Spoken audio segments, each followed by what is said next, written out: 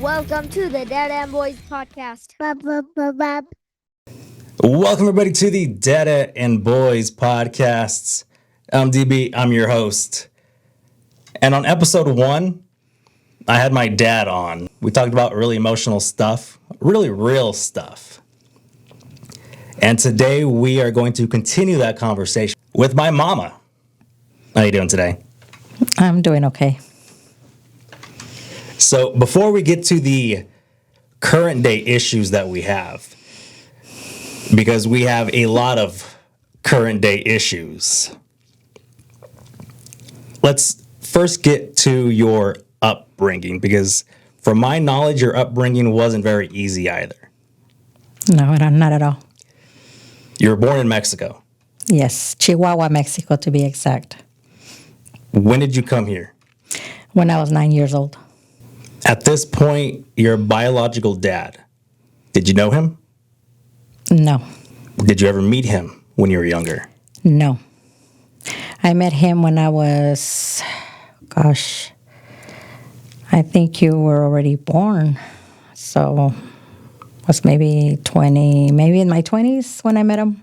Because I remember we went to Mexico and we met him. So that was the first time that you had met him? Yes. I never knew that. Yes. So you came here when you were 9. What was that adjustment like for you being so young? You know, I don't think the adjustment was really bad for me as it was for your aunt and your uncle because they were older than I was. What I wanted was to be with my mom.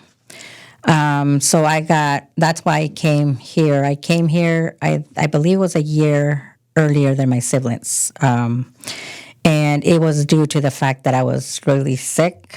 I was, sick from missing my mom so much.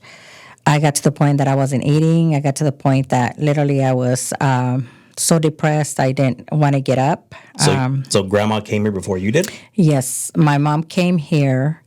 She got married. My stepdad fixed papers for her. And the intention was to bring us here legally. And that's why we didn't come with my mom, because he had to do the process. Well, the plans didn't work out the way they hoped for. My mom was hoping that I can hang on to when they were able to bring us. But I got really sick. I didn't eat. I just missed my mom so much. And then I was young too. I was little, 8 years old. So my mom, they had to figure out a way to bring me into the United States as soon as possible, because my grandma, who raised us, because my mom always worked, she was a single parent of 3 children. So her life was work. And we were raised by our maternal grandparents. We lived in their home. And we had, as much as I can recall, a good childhood there. My grandpa worked and supported everybody, and my mom brought in, obviously, income, but she was working all the time to support us. But we were very close to her. So I was so close to her that I got so sick when she left. What was that adjustment like for her? Oh, she said she almost wanted to go back. I do talk to her about it, because I've known a lot of people that come from Mexico and go back because they can't accept the adjustment. It's just a big adjustment. So I kind of ask my mom sometimes, I go, Mom, is that really that bad? And she says, oh, yeah. She goes, I felt like I wasn't going to make it. There was a lot of times that I felt like just grabbing my bags, grabbing my children and go back. But she said that was not what was best for us and what was best for you guys. So she stuck around and, but she said it was extremely hard, the adjustment.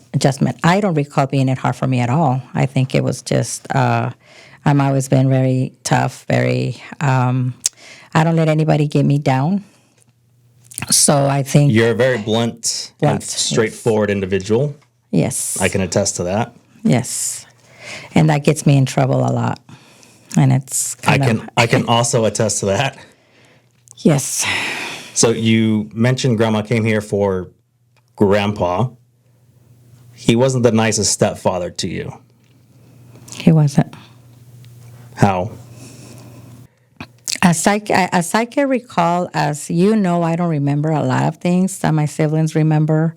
They have very good memory. I don't. I don't know if it's purposely blocked. I don't know if it's just my brain doesn't function as well as theirs. But I just remember he was very abusive, very verbally and mentally abusive. Not only to me, to his two boys, too. My mom had two boys with him. So with my two siblings, too. He wasn't a very patient man. He was the type of man that is what I say and is as I do, and you don't question it. You don't even blink, to question it. So that was very hard for me, being the way that I am. The fact that I would talk back, the fact that I would tell him what I felt, and that got me in a lot of trouble. And, my mom, I love her. She's a great mom, but she was also raised like a lot of Mexican women are. That's your cross. You deal with it. That's, the path that God gave you. You did. That's what they call it, the cruz. Esa es tu cruz, te aguantas. So that's what my mom was raised. But I really believe that her sacrifices were for us, for her children, for me, for my brother, and for my sister. I think it wouldn't have been that hard for her knowing she had a home in Mexico to go to. I mean, my grandparents were the best. So I'm pretty sure if she decided to go back anytime, they would have accepted her with open arms. But I think my mom was thinking more of us than her, what's the better life that my children are going to have as they get older, which she was right. I mean, Mexico is, even now, is just, a lot of people can't live. A lot of people don't have, I call it luxuries that we have. Over there, you don't have the luxury to go to the doctor without paying up front. You don't have the ability to, have help, food stamps and the government help you if you're homeless. And so you don't have all those benefits. Over there, you have to work, literally work for what you need. And I believe that that's why my mom stuck around. And also my stepdad had a horrible life. He did. He had a horrible life. So I justified it he didn't know better. That man had to work for his food, literally. He wasn't even in preschool, kindergarten when he had to work for his food. His stepdad owned a lot of land. My understanding is that his real dad died when he was a baby, and his mom married this very well-off man that had a lot of land here in Fresno, a lot of land. That man was very well off, but this man was just overwhelming, controlling. He treated his mom like his slave, and more or less he treated her son like they didn't matter. They had to work for their food. So his mom and him had to get up every morning at 5 o'clock in the morning to go work on the fields. They didn't work for it. They didn't get it. That's simple. So I understand. I understand why he was the way he was. He never had love. He never had, a structure where you don't have to worry to eat. How can you even explain to a 5-year-old? You now explain to a 5-year-old, oh, you got to go work to eat. It's just, and it wasn't only that, it was just his whole childhood was like that. It wasn't like his mom was so controlled by this person that she couldn't even tend to him. There was no, I'm going to do this for my son. She couldn't. So I really, I did had a really bad childhood with him, but I remember my mom a lot of times sneaking dinner into my bed because he would send me to bed with no dinner. That was part of my punishment. My mom would sneak in, dinner when he would fall asleep, because he would fall asleep early. And I have a lot of, I guess, childhood trauma, but I don't let that, define who I am, because a lot of people think that, you just because you suffer some kind of trauma, you're entitled to do things you're not supposed to, like alcohol or drugs, to numb the pain or numb the trauma that you've going through. I always, I guess, felt better by justifying it. Wait a minute, I wasn't raised the way he was. And he was a typical man. He didn't talk. He didn't talk about his feelings. He didn't What you talking about? I talk all the time. Yeah, right. He kept everything bottled up. So by the time he got ticked off, it exploded to a point where you can't control. You got to keep in mind, too, he went to the war, World War II. That didn't help. And then when he went to Korea, I'm pretty sure that didn't help. But he never talked about it. One time, out of the blue, because I always wanted him to talk about it, out of the blue, he just said, you know how many times I just saw body parts flying all over me? And that's the only thing he said about the war. I really believe that he had post-traumatic stress disorder, but he won't talk about it. So fast forward a little bit. You get pregnant at 14. I assume he wasn't happy about that. Well, see, a lot of people don't know how this happened. My brother, till this day, believes that I was pregnant when I left home, which it wasn't. That's not the facts. I was terrified. I was washing dishes, and Grandma's house has the kitchen window you see out. So my boyfriend, or the guy that I liked from school, I saw that he passed by because he had a car ready. And I saw that he passed by, and I'm like, I looked around to make sure that he wasn't around, like my stepdad. And I just thought it was easy. I was 14. I thought it was easy. I'm just going to go out and say hi, right? So I'm like, so I went out, and, he's like, hi. And I said, what are you doing here? You need me in trouble, right? So we started talking. And by the time I was going to say, you need to leave, here comes Grandpa with a stick. Because, he would whoop me with a stick. It was one of those, I don't know, those tablas, the wood that you mix the Like paint? Yeah, so one of those, he would hit me with those, or a branch, okay? So he's coming with the stick. My first thing is he's going to embarrass the crap out of me. That was my thought. He's going to beat the shit out of me, and he's going to embarrass me in front of my boyfriend. So I got into his car. I snuck in. I didn't even ask him, can I come in your car? I snuck in, and he looks at me like, my boyfriend's like, what? Looks at me like, what the hell are you doing, right? He didn't say anything. And I just said, go, go, go. And he's like, what? I go, just go, go, go. So we left. And then he's like, wow. He goes, where are we going?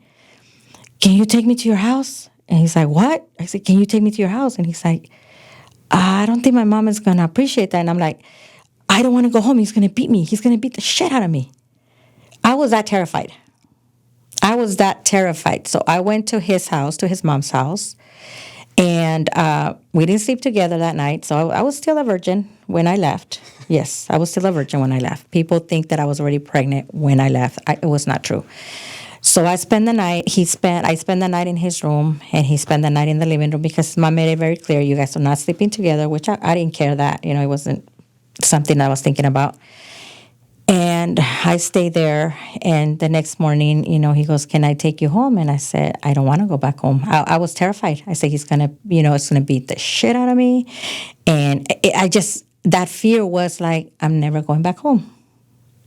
So I stayed there. And when it happened and I got pregnant, I was like, crap, how did this happen, right? I'm only 14.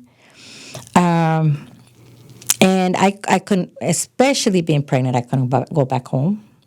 So I really believe that this man was going to be my husband or my boyfriend for the rest of my life. And, his mom was always good to me. I love, till this day, as you know, I still talk to his mom. I still care for his mom a little bit when she calls me. She was a wonderful lady. She was a wonderful lady. I did have my first daughter at 15. And, when I was pregnant, my mom would tell me, mija, come home. Mija, aquí está tu casa, I was like, Mom, no, I'm not going back. I'm never going back. And I did it. So I've been literally on my own since I was 14. And then I got pregnant from, your brother. And this is at the age of 16. This at the age of 16. Well, I had him at the age of 16. So, and it's like they're 2 years apart. Even yourself, you're 2 years apart. So, and I really thought that this was my life. Even though we were married, I feel like this is my partner. We're going to be together for life. We have kids. We're going to do what's best for our children. But that wasn't on his plans. I started noticing his change. He would not come home certain time, he would not come home at all at night. He would give me, I was only 16, some bullshit story. So, and I always believed him. Then he started, hanging around with the wrong kind of crowd, started drinking a little bit more, started staying away with friends a little bit more. And even then, never did I think he was cheating on me, doing drugs, stealing. Never did I ever think about that. I was, everything he told me, I believed. One day he didn't come home he didn't come home for 2 days. Oh, I stayed at my friends. We went camping, and I just didn't have time. Back then, there wasn't cell phones. They didn't have a phone, so I didn't have time to call you. And okay, everything that he did was fine, because I had that mindset. We're a family. We our kids are first, and nothing else matters.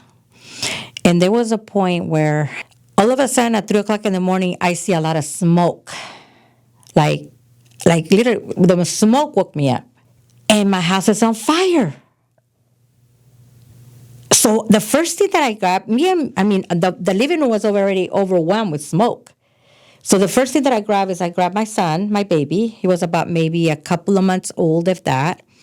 I grabbed him. I guess somebody had already called 911 because when I went to panic, I went went and got your sister. We went out the back, and the firemen were already there. Well, it turns out that somebody put fire on his car. So he was targeted for whatever He reason. was targeted. Well, I didn't know that he was a banger. At that point, I didn't know he was in a gang. I was oblivious, I guess that's the word that you call it. I heard rumors that it was somebody, that he was messing with somebody's wife, and that's why they did it. That was the rumor that I heard back then. But I questioned him about it. What do you, and he's like, oh, you're going to believe all these rumors. It's not true. Why do you think I would do that? They're just jealous because, I'm making a lot of money in my job and I got somebody's position. So mi pendeja, there I go again. Oh, okay. And there was a time that his mom called me and told me, oh, Poncho called, not to use names. Their dad called and he's been arrested. And I said, what do you mean he's been arrested? Yeah, they're accusing him of theft and he didn't do it, So obviously I was overwhelmingly heartbroken thinking, what am I going to do by myself with my children? Well, at that point, I found out I was pregnant with Again. the third. Yes, with the middle child. Sad to say at that point, it wasn't a happy news because it was at the worst time of my life. I was a single, a 17-year-old single parent of two, pregnant for my third, soon to be three. My boyfriend's in jail. I had nobody. The American dream. The American dream, yeah. So when I found out I was pregnant, I didn't believe it because I had my periods were continuing, and I told the doctor there's no way I could be pregnant, and it was just, I guess, an accident that they found out because I was sick. I had a lot of chromosome in my blood, and they couldn't figure it out. They said, "You're not pregnant." I said, "No, I'm on the pill, and I got my periods." But I guess the chromosomes were so high that they decided to do a pregnancy test. So I came back positive, and that was the reason why it was out of whack. So when he told me, I made him repeat it 3 times. I said, "I can't be." I said, "I have, I don't, I started my periods." I said, "I'm on the pill." So they did. I asked him to do a blood test. So he says, "Yes." He goes, "I'm sorry, but you're pregnant." And obviously I started bawling.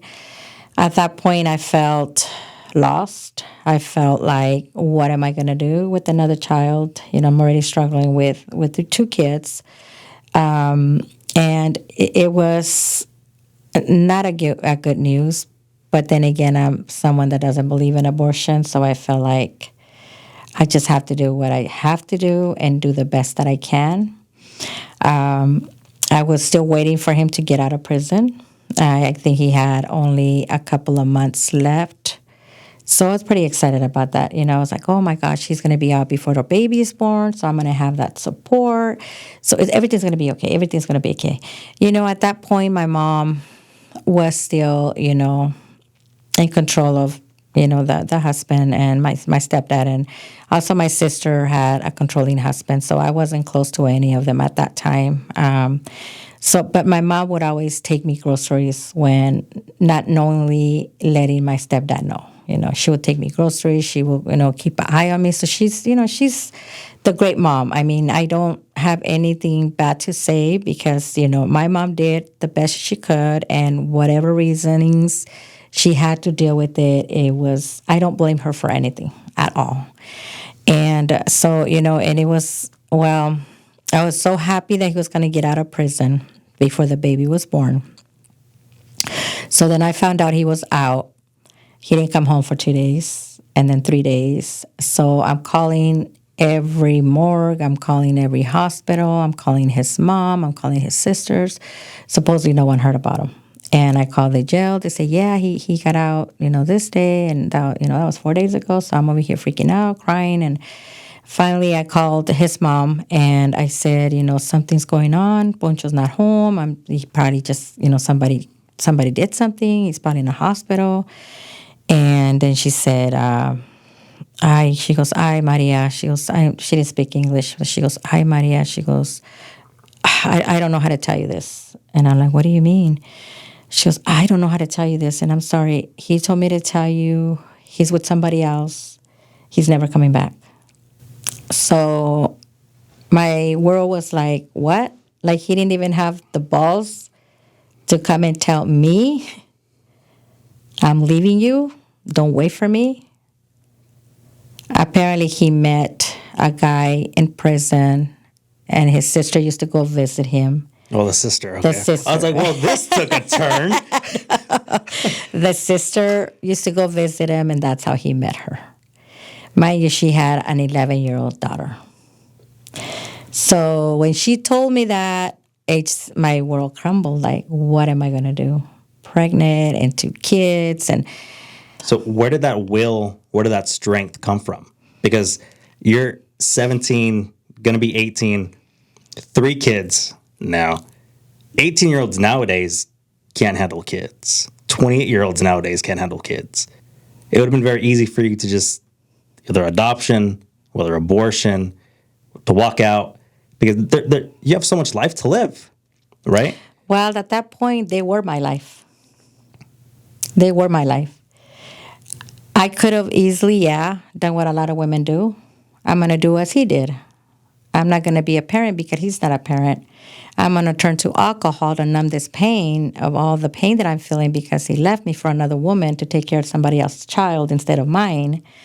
A lot of things went through my mind, but not ever did I ever think of making a wrong decision for my kids. I mean, I'm not going to lie to you. I mean, I cried. I cried. And I cried for months. And, every time I looked at our picture with the family, I cried. Every time I looked at the kids, I cried. Every time the kids got sick, I cried.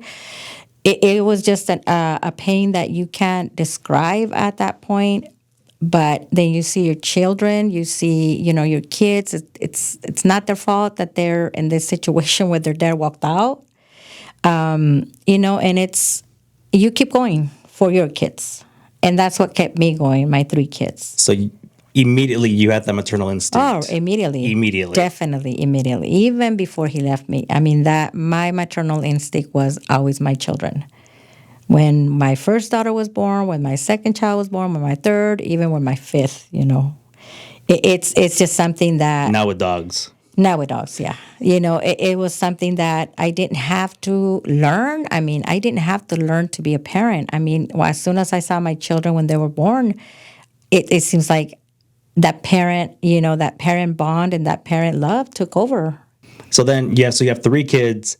At some point, you met Dad on that faithful left turn that he Well, took. you don't want to hear something before that. Let's hear it. Well, my ex lasted with this person maybe a year, okay? I took him back between then, okay? I was dumb. He went and cried to me. He went, what every woman does. After he left me for this woman, he came back in his knees, begged me. I took him back. We had sex. Jesus Christ. All right. The next morning, he was gone. So you kind of get the point of what he wanted, okay? So again, my heart's broken, and I'm feeling stupid for myself, because I'm like, how can I have been so stupid? How could I have been, let him use me like that? Well, he tried that again. He tried that again to come. I'm sorry, you know what? Go. Ve chinga tu madre, I told him. I got to the point that I still loved him, but I was not going to humiliate and disrespect myself that way. Because to me, I felt like he disrespected me as a woman and disrespected me as his kid's mom. Because he didn't really try to come back for them. He was just... He saw you as an object. So he tried to do that when my 3rd child was born. And like I said, his mom was awesome. So I stayed with her while I, recover from birth. And he came around when he found out his daughter was born. And, I remember very, very clearly, I'm over there washing dishes for his mom because she had just made dinner. And he goes and gives me a bear hug while I'm washing dishes. And I'm like, what the ay, que mija, que I love you, que ahora sí we have 3 children and we're going to be happy. I'm so sorry. And I was like, oh, you did not just do that. So I kind of pushed him away. I said, quítate, don't touch me, no me toques. And he's like, mija, pero ya cambié, I changed already. I wanted you, we have 3 beautiful children. You need me and we need each other, que quién sabe qué, I'm sorry. And I said, you know what, ve chinga tu madre. I said, I didn't need you when I was pregnant. As his mother is listening. Yeah, she is. As his mother, I did say, ve chinga tu madre. I said, I didn't need you when I was pregnant. I don't need you. I surely don't need you now. Perdón, I mean, here's this crocodile. Perdón. I said, no, go. En inglés le dije, go yourself. I don't need you. You know what the last words he told me? Who's going to want you with 3 kids? No one's going to want you with 3 kids. I think at this point he was out of control. He was on drugs, which I found out after the fact, after years and years later. He was on drugs. He was in gangs. So he wasn't doing very well at that point. And as the years went by, mind you, he has, if I'm not mistaken, 6 other children out there. Yes. So he has a total of probably, I heard, 9 or 10 kids. He named another daughter the name of his first daughter. So anyway, years later, I see in the newspaper, that there was this criminal running away from the cops. Y el pendejo, You know, on Jensen and the old 99 that it runs, and then there's an overpass. The cops were chasing him. So what happened when he jumped over? He fell all the way back, landed on his feet, broke his legs. And he's very proud of what he did. Mind you, they interviewed him. I saw the newspaper, and I found out because I saw it on the newspaper in the Fresno Bee. I was like, what the hell? That's my ex, right? He's very proud of what he did. You know, oh my God, I survived. And like, no, dude, you shouldn't be proud that you're a criminal, right? So that was the first thing. And then he got sent to prison. Well, obviously they took his citizenship away. Okay, because he was not his U.S. I'm sorry, he wasn't a U.S. citizen. He was just a legal resident. So because of his criminal activity, they took his legal residency away. Okay, so they deported him, and then he came back. They caught him, put him in prison, and they beat the crap out of him in prison. Another gang. They beat the crap up of him so bad that he's like Adam now. He is paralyzed. He's not, I mean, I wouldn't say he's as bad as Adam because he got a little bit better. He's able to walk now, but he's kind of paralyzed from one side, so he kind of drags his leg. This is mind you, this is his mom telling me, and you know that he looked me up on Facebook, and we've had a couple of conversations. I know that Dad told you. So he's not right in the head. But it's just, I mean, I was a young mom, but it's the choices that I've made that I'm here.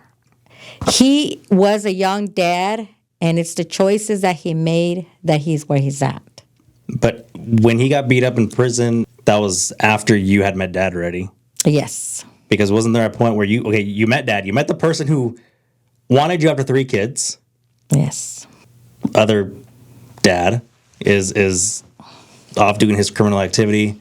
Was there any bumping of heads between your ex and my dad? That I know of. This I learned this after the fact, and I don't know if I can get Dad in trouble for saying this, but Dad did commit a crime sometimes. You know, my ex would harass us to the point that we couldn't know that it was him, but we knew that it was him. He would slash Dad's tires. He would slash, the tires of that. He would break our windows. He would break the windows in his car. Dad knew it was him. I, on the other hand, was kind of pendeja, didn't figure it out because I thought he was out of my life. He's no longer bothering us. We're together. There's nothing, that he's not coming between us because I'm not having no communication with him. But I think Dad knew that it was him because Dad, way after the fact, he confessed. So what are you going to do, motherfucker, So Dad, in turn, went and broke his tires, slashed his tires, and went and broke his windows of his house. So that's when he says that he kind of backed off. And then he told him, you motherfucker, you told your wife, you told Maria that nobody was going to want her with 3 kids. Well, here I am. I do want her. No, fuck off. So I didn't know this until after the fact that Dad told me this, which I felt kind of like, wow, like you did that for me, I think another person would have kind of like, oh, hell no, this lady has a lot of baggage. This lady has a psycho boyfriend, ex-boyfriend, And, when I met Dad, the youngest one, the one that I said I was pregnant of, was 6 months old. 4 months old. But I don't know if he told you that how we met. I know everybody trips out how we met. The left turn. Yeah. Me and my friend were going out, clubbing, which I didn't do often because I didn't like to leave the kids. But, and then I had this car that my cousin sold me for $100. He sold it to me because it was a standard, and the standard, the thing would get stuck. So instead of fixing it, he said, I'll give it to you for $100. So I got it, learned how to drive it myself. Nobody taught me. I learned myself how to drive it. I didn't know how to drive it before I bought it. That's the little car. When I met Dad, the little car, he always tell you, It was like, because it was shake. I mean, $100, you can't beat that, right? So it's a little blue car, 2-door car. It was a Vega. I don't think they make those cars anymore. So here, me and my friend were going to a club, and, the little car. I wasn't embarrassed. Everybody would look at me, but it takes me from A to B and C, right? So then Dad gets I'm driving, and he gets on the side of the car of the next lane. And I saw him, and I was on my friend was like the one that was very she loved to pick up. Okay, so Flirty? Well, more than flirty. She will go to literally the hotels with them, right? But anyway, so she goes, "Oh my God, look at this guy next to us. Oh my God, he's hot." And I'm like, "Well, he's all right." So she goes, "Follow us," right? She goes, "Follow us." So I go, "Why would you tell her that?" "Oh, because he's so cute. I want to meet him," right? So I brought to Papa, like real immediate, okay, follow us. Oh, she told me to follow her. Okay, so we went. So we went in the club. This whole time, I thought he wanted to hook it up with her. So she's over there, we're in our own little table, and then Dad's there. So they're talking together, because I was kind of shy. Believe it or not, I was kind of shy.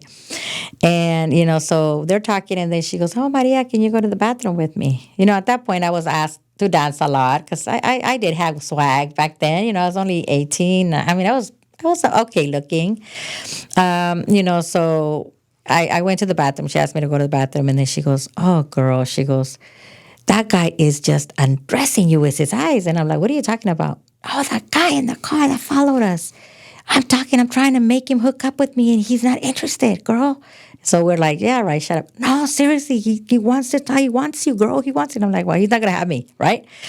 So anyway, we went back, and then they were going to close it was time to go home. So then Dad asked me for the last dance, right? So, Dad doesn't know how to dance. Neither do I, but it was kind of cute. He said, "Hey, can we dance the last one?" So that's what kind of I was like, "Oh, maybe she's right?" But I go, "Nah, I'm not going to hook up with things. I don't hook up with anybody." So then anyway, oh my gosh, that night it was 1:30 in the morning, 2:00, and I left the keys in the car. I'm pretty sure Dad told you that. So I was like, "Oh my gosh, I can't call my mom, because my mom would beat the shit out of me, because I'm not supposed to be out at 2:00 in the morning. I can't call my ex-mother-in-law, because she's asleep with the kids. She was the one that was babysitting the kids." So then your Dad goes, "I'll give you guys a ride." And Tony's like, yeah. And I'm like, "Tony, I don't know him." I go, "How are we going to get a ride?" She goes, "Do you have something better?" Back then, there was no Ubers. Yeah, there's no Uber, there's no Lyft back then. Yeah, anything back then. So I was like, so we really did have a choice, but to trust him, right? Or maybe he's a psycho. So I told her, I go, "I'll sit in the front, I'll sit in the back." And she goes, No, you sit in the front, you sit in the front. I guess Dad had already talked to her about me or whatever. So then every time me and my friend went out, we went to Denny's. So he goes, "Do you still want to go home, or what do you ladies want to do?" And I said, "Well, we can go to Denny's." So we ended up going to Denny's. We stayed there a couple of hours talking about, life, and about him, about me, and I think that's on the point when I told him that I had 3 kids when we were talking. Well, he was kind of shocked. He's like, "Well, you look good pretty for 3 kids. You're so young and 3 kids." So I guess he thought I had a husband. Back then, I lived with my cousin, the one that sold me the car. So when he went to go take Tony home, he took me home, and we stayed outside maybe for talking, maybe 3 hours, and he had to go to work, the next morning, which he didn't care about that. And then he's like, "Can I come in?" I go, "No, you can't come in." I go, "Well, why? You have a boyfriend, husband?" I said, "No, my cousin is in there. I'm not going to take you in." He's like, "Yeah, right, your cousin." I said, "No, really, my cousin lives with me." "Yeah, right, my cousin." So whatever. So at that point, I don't know, I thought about him, but I didn't. But I couldn't stop thinking of him. And then he gave me his number. He gave me his work number, because back then there was no cell phones. So he gave me his work number. And I remember, he said it was right away, but it was not right away. And I was like, why isn't he calling me, right? I gave him his number. Why isn't he calling me? I thought we made a good impression, but I was like, well, whatever. So I ended up calling him. My friend Tony, the one that she goes, just call him and see, he really liked you, blah, blah, blah. It's all right. So then I called him, and he wasn't working that day. So I said, "Can I leave him a message?" And he said, "So sure, you may leave a message." So then he called me. I was really happy to hear about him. So then we started dating. And Dad has always been, I would say, like, he doesn't believe this until this day, even though all the struggles and everything that we've gone through. I tell people that I won the lottery with your dad. Because even from day one, with my children, with your the middle child that only was 4 months old, he took that role. He took that role of a dad. He did things for the kids that, even though we were not living together, even though we were not married, he helped me financially. He lent me his car. There was a lot of things that he did for me that I never thought any man would do for me, let alone my kids. I don't know if it was my self-esteem. I don't know if it was just that I didn't think I was worth what he was giving me. I thought he could have done better. Why are you with me? Not only, I'm not good enough, but I have this package with me of 3 children. But that's one thing that he said he loved about me, that it was that I made it very clear. It's me and my children. It's not just me. So you want to date me, you're going to be dating me and my children. So it's not, it's a package deal. And he did. I mean, we did things where the kids could go. We went to the park. Most of the time it was the park. We went to Chuck E. Cheese. I'm pretty sure you remember those times that we went to used to do a pizza. We used to do things that you guys could go. And I mean, it was just like, but my self-esteem was so bad that brought a lot of problems into our marriage because I didn't trust him. I blamed him, and I thought all men were like my ex, and that brought a lot of problems into our marriage. I think I'm barely getting, even now I'm barely getting, I think I'm barely like maturing enough to a point to know that what am I doing? Why am I being celosa with somebody that has never given me a reason to be? He's not my ex, and it was really hard for me to understand and believe that not everybody's like my ex. And, Dad, from the beginning, he was never married, never had kids. So it was really hard for me to comprehend as to why do you want to be with me? You can get somebody that's better than me. But to Dad always made me feel like I was his world. And, I really feel that sometimes I didn't see that like I should have seen it. I saw it like he's just settling, He's just settling for a woman to settle down and, but, it's just that I believe the trauma, I want to call it trauma, that you go through in life gives you, makes you belittle yourself and make you feel less worthy. And I believe that was my case. I felt like, because to me, Dad was like, I saw him as a big catch. Like, wow, this wonderful man. He's not married. He's single. He's not an abuser. He's not a cheater. He's going to school. He's a hard worker, man. I'm not even married. We're not even living together. These are not his kids, and he's giving me money. He's giving me money to pay my rent. He's giving me money to buy groceries. Who does that? So it took me a long time to make myself, even now, I think I still have that I'm not worthy syndrome, but I don't know why. I don't know if it's my trauma, and then, what happened with Adam, and then with the girls, and with the girls now. And I mean, I look at your sister, and I can't believe that at 20, I already had 4 kids. Like, that just blows my mind. My younger sister. Your younger sister. Like, can't believe that your niece, 17, I can't believe I had 3 kids by then. I can't believe it. Like, man, I went through all that. Like, man, how did I do it? I didn't have, the support of my mom or my sister, of my family. How did I do it?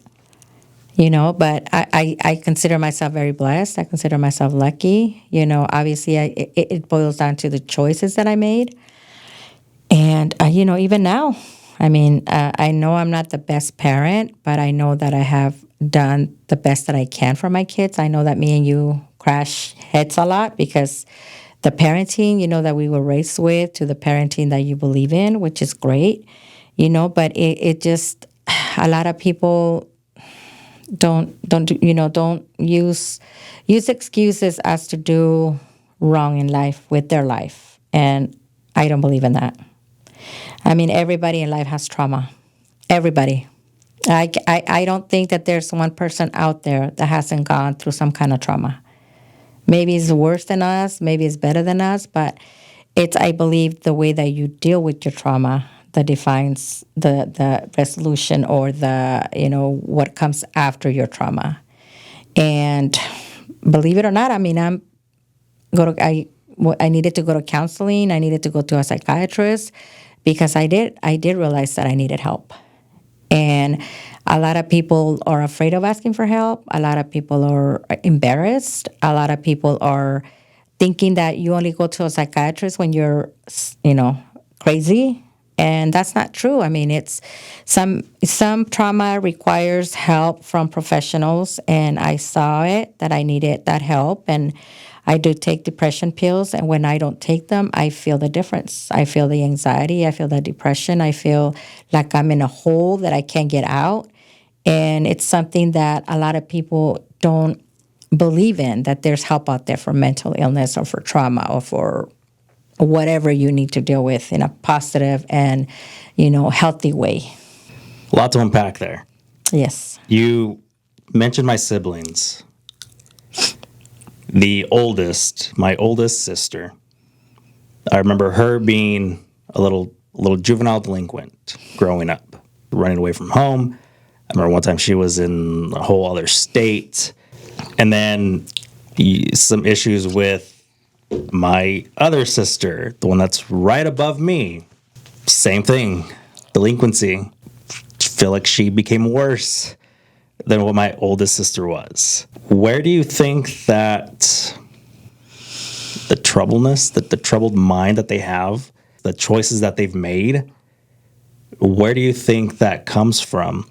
And knowing you as a parent, how do you keep yourself from accepting the blame for their own actions? I blame myself for a long time. I always wonder, what did I do wrong? What could I have done better as a parent? What did I miss that I could have guided them the right way? As you mentioned, the youngest, the middle child, which is the one right after you, that was the most heartbreaking part for me because that girl was just the sweetest. Dad trusted her. That's the one that was 4 months old when I met Dad, and he trusted. She always went to him instead of coming to me. She always told us that she was gonna take care of us when we were old. Your oldest sister left, and it seems like she left, and the other one took over, like the 180. It was like I didn't recognize that child, skipping school, just sneaking out of the house, not coming home at night. I would go every night looking for her when she was gone. My age, she was only, 13, 14. Okay, but when they started junior highs, when they started really messing up, and it got to the point that the cops would not listen to me anymore. When I would call or when I would show up to the precinct and tell my daughter's missing again, and they were like, you know what, we're not going to deal with this no more. Your daughter's somewhere with some friends, which was true. And they got to a point that we don't want to hear anymore. Your daughter's coming back. She's not missing. She's coming back. She's just being a rebellious teen. She's just leaving and taking out because she wants to, not because she's missing, they were right. And sometimes I wonder, because a lot of people say that the blood runs in the family. And sometimes I wonder if that's what the case was with these girls. They took the path Well, your oldest, not as much as she's doing, very well right now, and she's just, with her family. I don't know. They're both from the same father. The father's side the father's side is they're all messed up. They're all criminals. They're all gangbangers. They're all, well, I shouldn't say all because there's a couple that are decent. But sometimes I wonder if it's just in the blood. Do I believe that? I didn't. But when you raise two girls in the same household that you were raised, that your brother was raised, and that your sister was raised, and now that we're raising, we were raising three grandkids. So it's like, I don't know. Sometimes I wonder, I did blame myself a lot. Maybe I didn't give them attention. Maybe, Dad was, too strict on them and I didn't put my foot down, defending them. Maybe, I don't know. Maybe I didn't give them enough love. Maybe I didn't give them enough attention. But as far as I remember, I did. And there was a lot of times that I blamed myself for that. What could I have done better? What could I have done to prevent them from going that horrible path? And it took me a long time, not to blame myself. It took me a long time to realize, wait a minute, they're adults. They're adults. They have choices just like I did. They continue to make she continues to make wrong choices. And, the people that need to be protected or need to be, looked after is the kids. Because they're grown. They know what they're doing. They know what's right and what's wrong. Do I get blamed for their lives, the way their life took their turn? Yes. I'm the worst parent. I didn't do what I was supposed to. I didn't, I was a horrible parent. That's why they turned to this. That's why they did this. That's what they did that. And it got to the point that I had to make that determination for my mental health and my well-being to say, you know what? No, it wasn't my fault. I didn't make them do drugs. I didn't make them, get involved with men that domestic violence and drug abuse and alcohol abuse and, baby mama's here and baby mama's there. And, it came to the point that I had to accept that for my sanity and say, no, it was not my fault. I did the best that I could. I didn't, as you know, I don't drink alcohol. I don't do drugs. I don't, I don't smoke. I've never left you guys to go partying. I never left you guys to go with another man. I never left you guys to do something that you guys can say, well, you did it. Why can't I? So it took me a long time to grasp that. Like, wait a minute. I didn't do that. So why am I blaming myself? I didn't teach him to go out and party. I didn't teach him to go out and do drugs. I didn't teach him to go out and steal. I didn't teach him to go out and get drunk and get a DUI. So it took me a long time. And I think it's a normal reaction of a parent that, you want your kids to be healthy. You want your kids to be doing great. You want your kids to go to school. You want your kids to have a normal life. And it's just very hard. Before I used to think only, it has to do with family. It has to do with the way you raise them. But now that I'm going through this, it has to do with choices, and it has to do with determination of how you want your life. And a lot of people make a lot of wrong choices. And yeah, it's a mistake. You make a wrong choice, it's a mistake. But when you continue making the same mistake, to me, it's a choice. Because you know what that mistake brings, what kind of consequences that mistake brings. So with my oldest sister, this happened over 20 years ago now with Adam. I know you had, Dad and I talked about it. I know you had and you have a lot of guilt when it comes to Adam.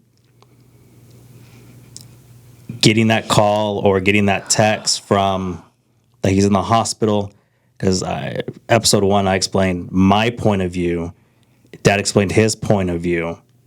Now, from your point of view, from what my sister would tell you, from what actually happened, to you going to the hospital, talking to the doctors, I'm sure you had to do, What was that experience like for you? And how have you controlled your mind to accept what you can no longer change?